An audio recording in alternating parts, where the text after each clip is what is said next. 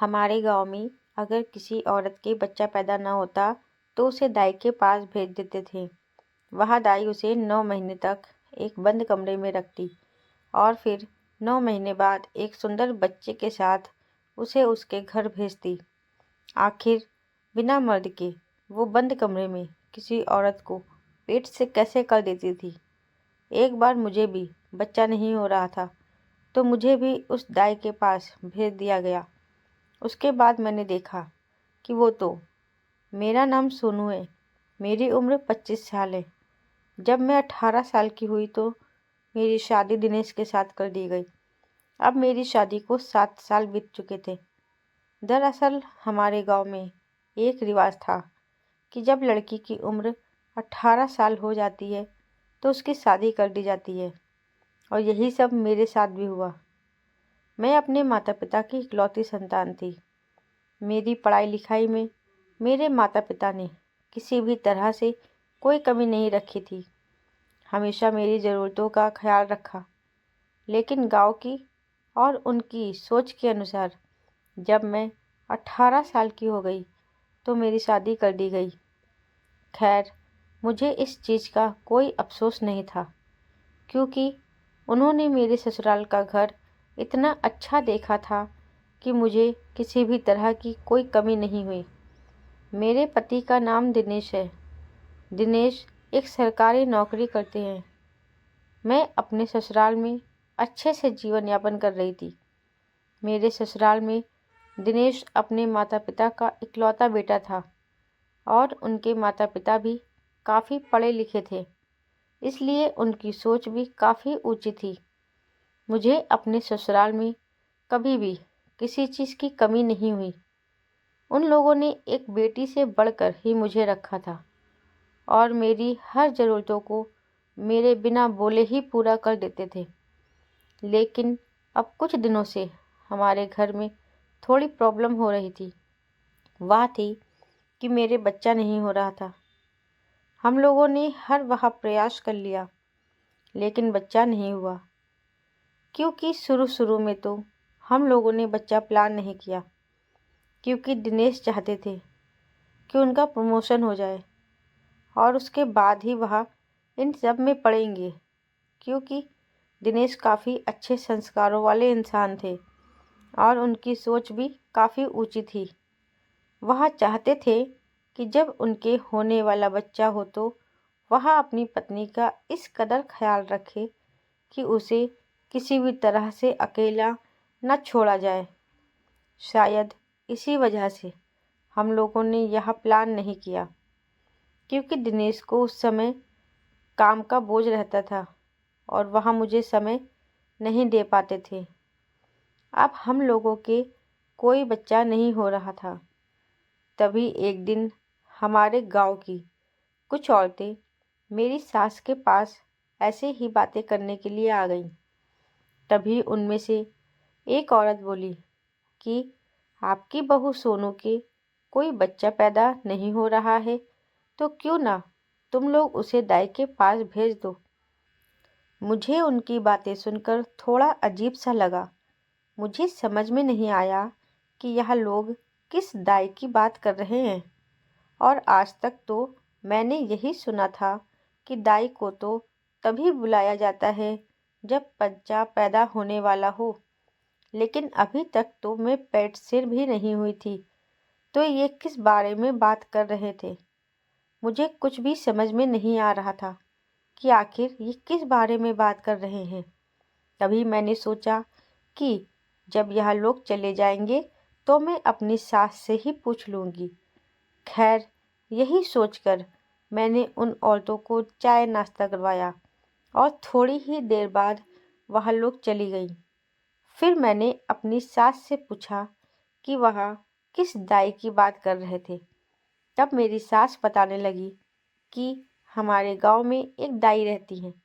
अगर किसी औरत के बच्चा पैदा नहीं होता तो वह उस औरत को 9 महीने के लिए अपने घर पर ले जाती है और उसे एक बंद कमरे में रखती है और अपने किसी तंत्र विद्या से उस औरत को गर्भ से कर देती है और 9 महीने बाद एक सुंदर सुशील लड़के या लड़की के साथ ही उसे उस कमरे से बाहर निकालती है।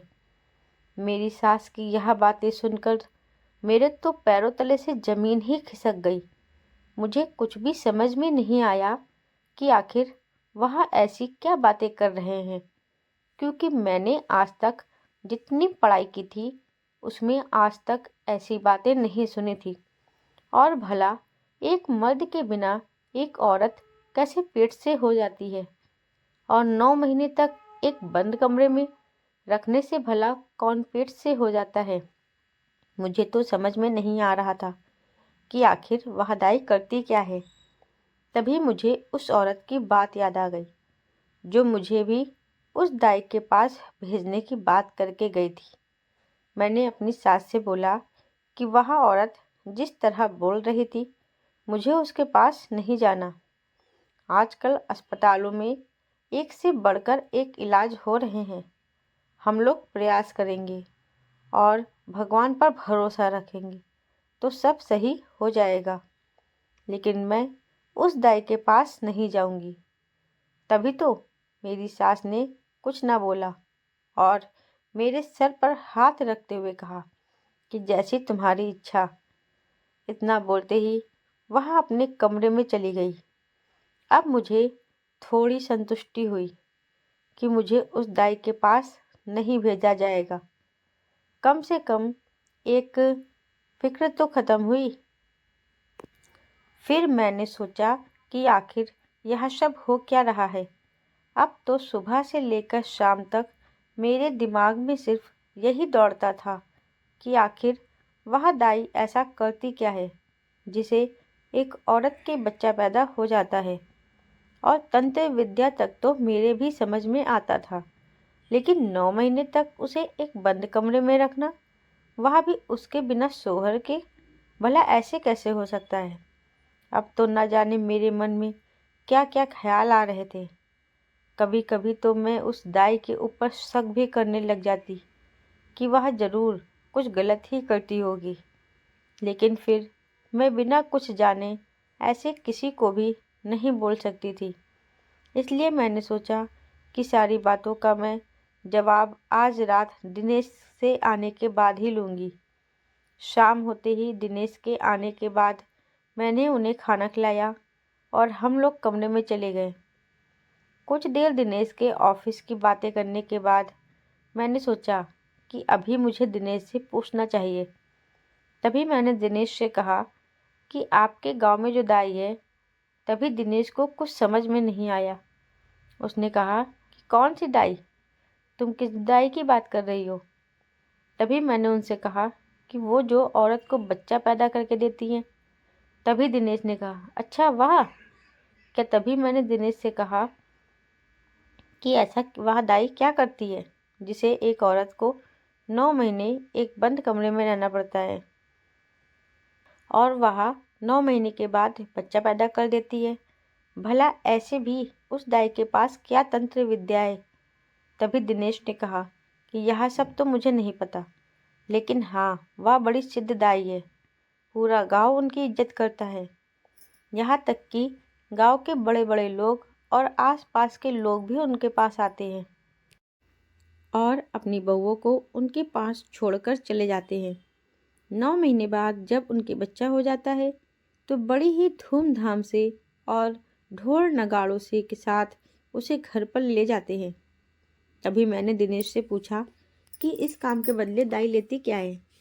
तभी दिनेश कहने लगे कि वह 9 महीने तक उस औरत की देखभाल करती हैं, उसकी सारी ज़रूरतों को पूरा करती हैं और वैसे भी डिलीवरी के समय कितनी समस्याओं का सामना करना पड़ता है जिसका सामना वह दाई अकेले ही करती हैं, तो उसका तो पैसे लेने का हक बनता है।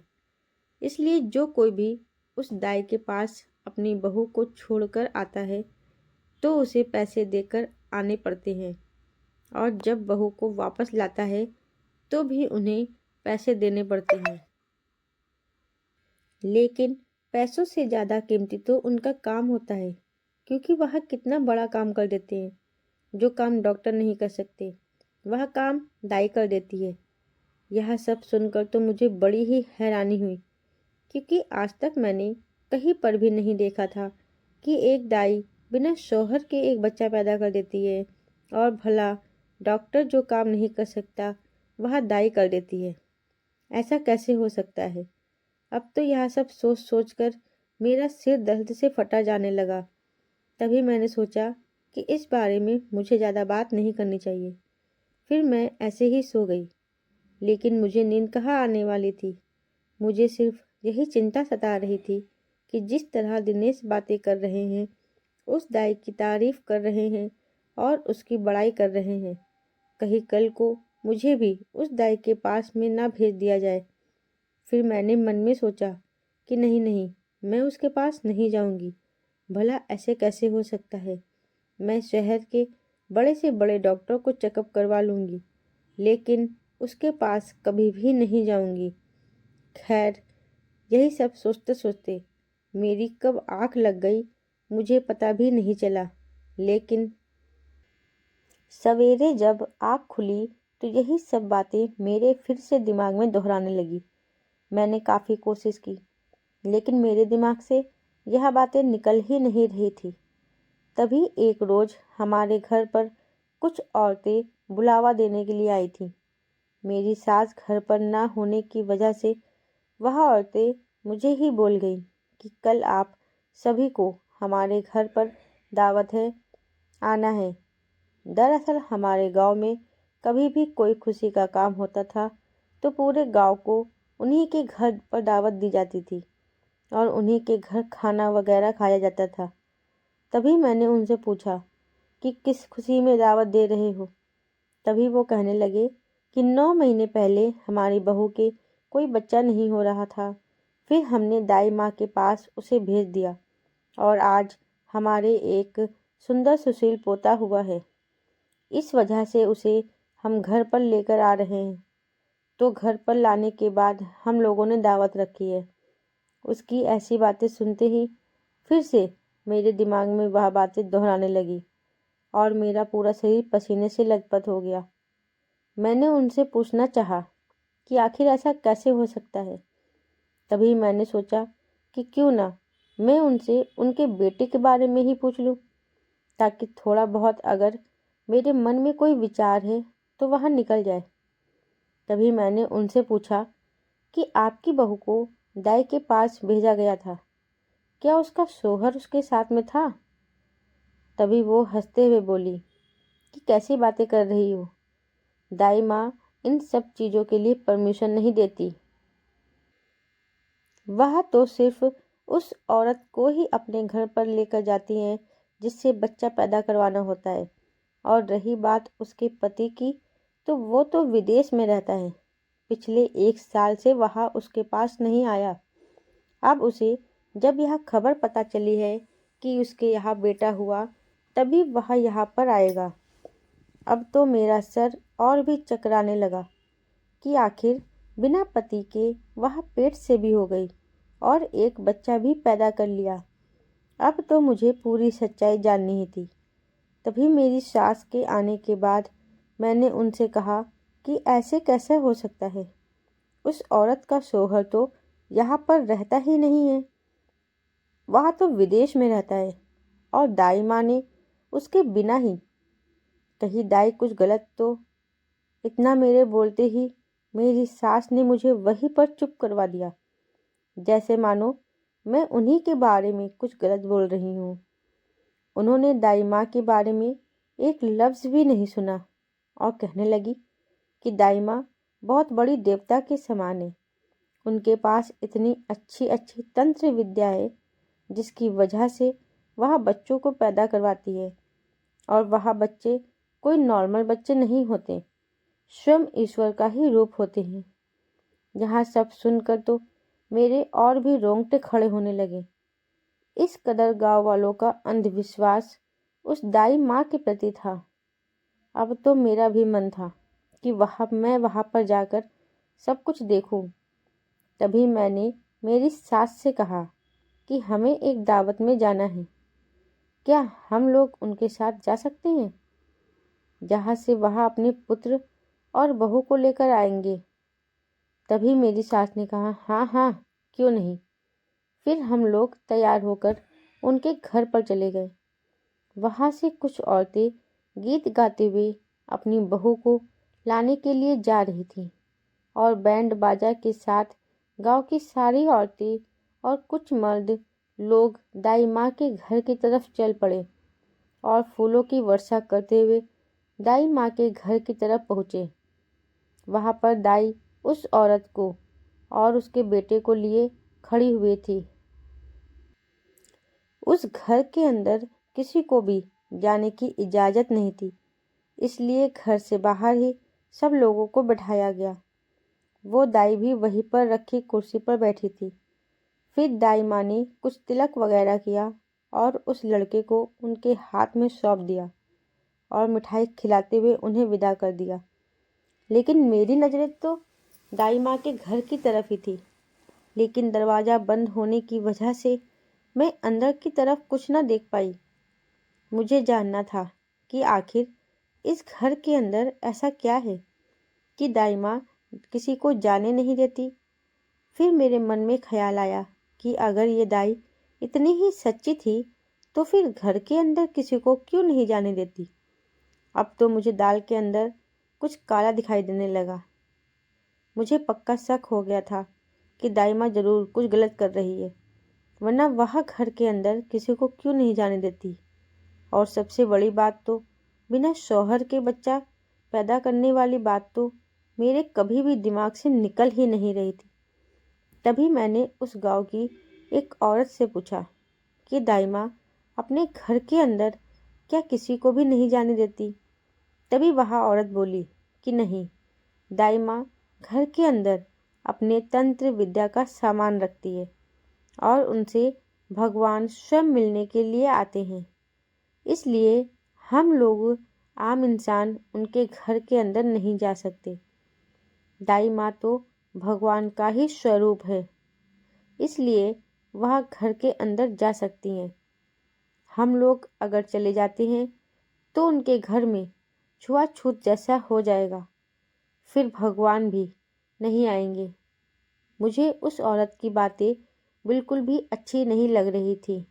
मुझे उस औरत की बातें इतनी बुरी लग रही थी कि मैं मन में सोचने लगी कि यहाँ किस कदर अंधविश्वास में घिरे गए हैं यह लोग।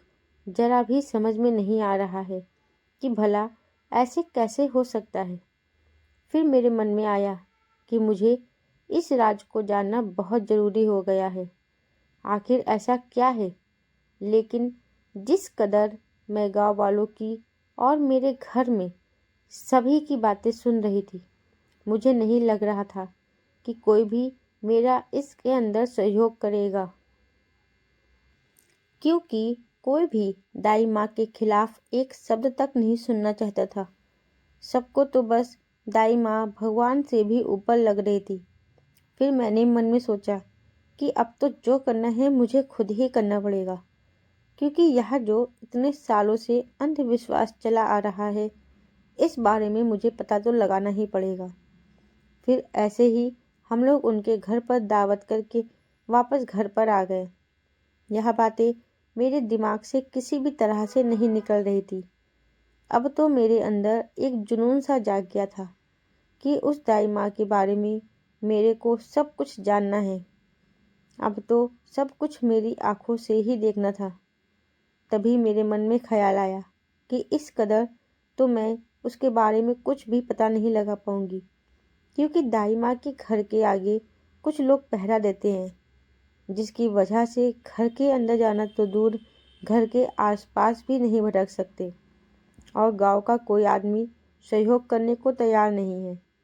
मैं अकेली भला क्या करती। फिर मेरे दिमाग में आया कि क्यों ना मैं भी इन सब चीज़ों के लिए हाँ कर दूँ। दरअसल मेरे पति और मेरी सास तो इसी चीज़ का इंतज़ार कर रही थी। वह तो कब का चाहते थे कि मुझे दाई माँ के पास भेज दिया जाए, क्योंकि इतने सालों से मुझे कोई बच्चा पैदा नहीं हो रहा था और मेरी सास और मेरे पति को कहने लगे थे कि अब सोनू को भी दाई माँ के पास भेज देना चाहिए। और वैसे भी भगवान का स्वरूप ही होगा वह बच्चा, तो भला इससे कौन मना कर सकता है।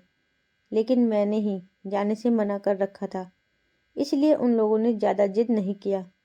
लेकिन अब अगर मैं इन सब के लिए हाँ कर दूँ तो शायद मैं सब कुछ जान सकती हूँ। तभी मैं दूसरे दिन सवेरे जब उठकर कमरे से बाहर गई तो मैंने देखा कि मेरा पति और मेरी सास दाई माँ के बारे में ही बात कर रहे थे कि कितनी भली औरत है, इस गांव के लिए कितना भला करती है। इस गांव के लिए ही नहीं, इस गांव के आसपास के सभी गांव के बड़े बड़े लोगों के घर में उन्होंने बच्चा पैदा करके दिया है, और इतनी तंत्र विद्या से कि भगवान भी स्वयं उनके पास आते हैं।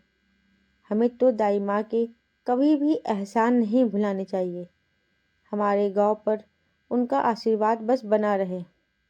मुझे उनकी बातें अच्छी तो नहीं लग रही थी, लेकिन फिर मैंने सोचा कि अगर मैं उनके घर में नहीं गई तब तक मुझे कुछ भी पता नहीं चल पाएगा। इसलिए मैंने जाकर उन दोनों से कह दिया कि अब हम लोगों ने बहुत प्रयास कर लिए, कोई बच्चा हो ही नहीं रहा है, तो क्यों ना अब हम लोगों को दाई माँ के पास ही जाना चाहिए।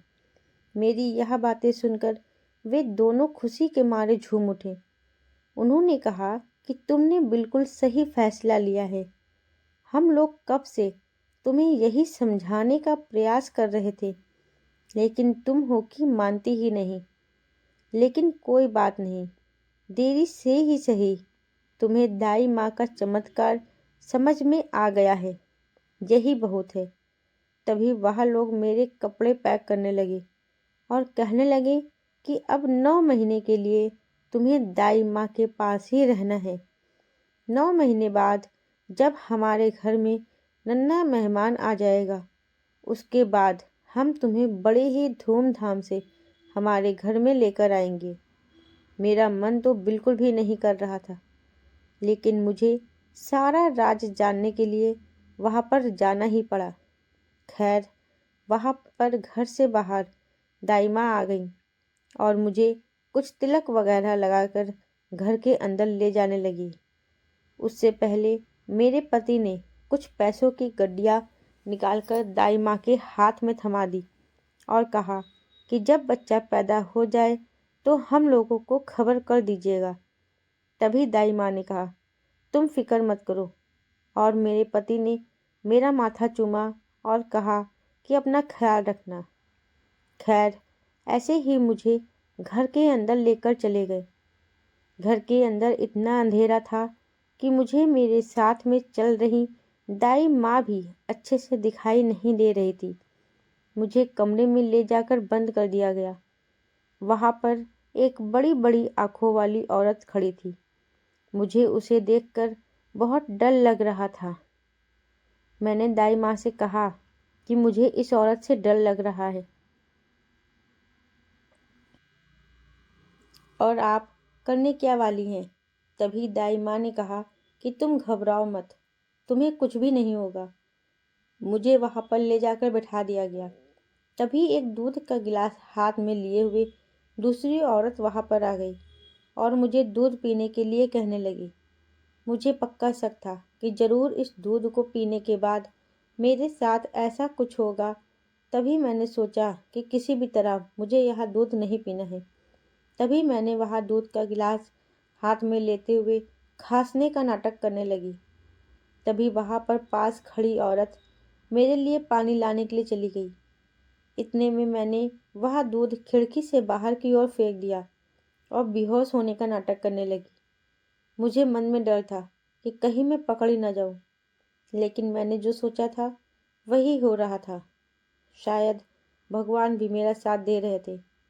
तभी मैं वहाँ पर बेहोशी का नाटक करते हुए सो गई।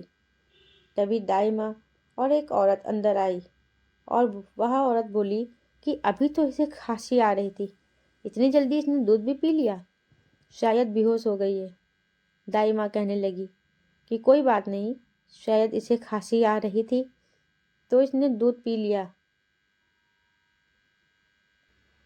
तभी दाई माँ ने मेरा हाथ और पाँव पकड़ा और हिलाते हुए मुझे उठाने का प्रयास करने लगी। यह जानने का प्रयास कर रही थी कि मैं कहीं होश में तो नहीं हूँ।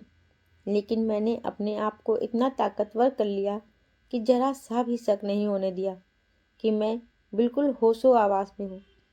तभी दाई माँ कहने लगी कि अब तुम लोग इसे इंजेक्शन दे दो ताकि 9 महीने तक यहाँ उठ भी ना पाए। मुझे उनकी बातें साफ सुनाई दे रही थी। तभी मुझे लगा कि मुझे यहाँ लोग इंजेक्शन दे इससे पहले ही मुझे कुछ करना पड़ेगा। थोड़ी देर बाद मैंने अपनी थोड़ी सी आँख खोलकर देखा तो दाई माँ वहाँ से बाहर जा चुकी थी और वह औरत भी नहीं थी। शायद वह लोग इंजेक्शन लाने के लिए बाहर गए होंगे। तभी मैं मौका पाकर जल्दी से उठी और खिड़की से कूदकर गांव की तरफ भागने लगी। उन लोगों को जरा भी भनक नहीं हुई, लेकिन मैं जैसे तैसे वहां से भाग खड़ी हुई और गांव के अंदर आकर चिल्लाने लगी। गांव के सारे लोग वहीं पर आ गए। तभी उन लोगों में से किसी ने मेरे पति दिनेश को फ़ोन करके वहां पर बुला लिया। दिनेश ने कहा कि तुम यहाँ पर कैसे? तभी मैंने उसे सारी बात नहीं बताई और कहा कि जल्दी से दाई माँ के घर के अंदर चलते हैं। सब लोगों को पहले तो वह अजीब लगा, कोई भी जाने के लिए तैयार नहीं हुआ, लेकिन मैंने उन लोगों को आश्वासन देते हुए कहा, एक बार चले जाइए। फिर लोगों के अंदर भी एक तरह से जुनून आ गया और सब लोग बिना कुछ बताए सीधा दाई माँ के घर के अंदर घुस के वहाँ पर जाकर देखा तो दाई माँ और वहाँ के सब लोगों के होश उड़ गए। उन्होंने कहा कि मेरी बिना परमिशन सब लोगों को अंदर आने के लिए क्या ज़रूरत पड़ गई। तभी मैंने कहा कि तुम लोग उस दूध के अंदर क्या मिलाकर उन औरतों को पिलाती हो जिससे वह बेहोश हो जाती हैं, और उसके बाद कौन सा इंजेक्शन देने की बात कर रही थी। तभी वह दाई माँ ने पहले तो कुछ नहीं बताया, लेकिन फिर मैंने अपने पिताजी को फ़ोन किया। वह एक डॉक्टर को लेकर वहाँ पर आ गए और उस दूध के गिलास का चेकअप किया तो उसके अंदर से पता चला कि उस दूध के गिलास में नशे की दवाई थी। जब सब कुछ लोगों के सामने आ गया तो दाई माँ को सब कुछ उगलना ही पड़ा। वह कहने लगी कि मैं कोई भी बच्चा पैदा नहीं कर पाती हूँ। दरअसल मैं तो बच्चा चोर हूँ। एक औरत को घर के अंदर ले आती हूँ और 9 महीने तक उसे बेहोश रखती हूँ। जब मुझे पता चल जाता है कि अब इसे 9 महीने पूरे हो गए, अभी इसी से डिलीवरी का समय हो जाएगा, तो मैं एक अस्पताल से कोई बच्चा चोरी करके ले आती हूँ और उस औरत के पास लाकर रख देती हूँ और गांव वालों को कह देती हूँ कि इसने बच्चा पैदा कर दिया है। जब यह बात हम लोगों को पता चली तो हमारे तो पैरों तले ज़मीन खिसक गई। किसी के भी समझ में नहीं आ रहा था कि आज तक उन्होंने पता नहीं क्या क्या काम किया था। तभी मैंने दाई माँ को एक थप्पड़ लगाते हुए कहा कि तुम्हें जरा भी शर्म नहीं आई। पैसों के लालच में तुमने ना जाने कितनी माँ को उनके बच्चों से दूर कर दिया है।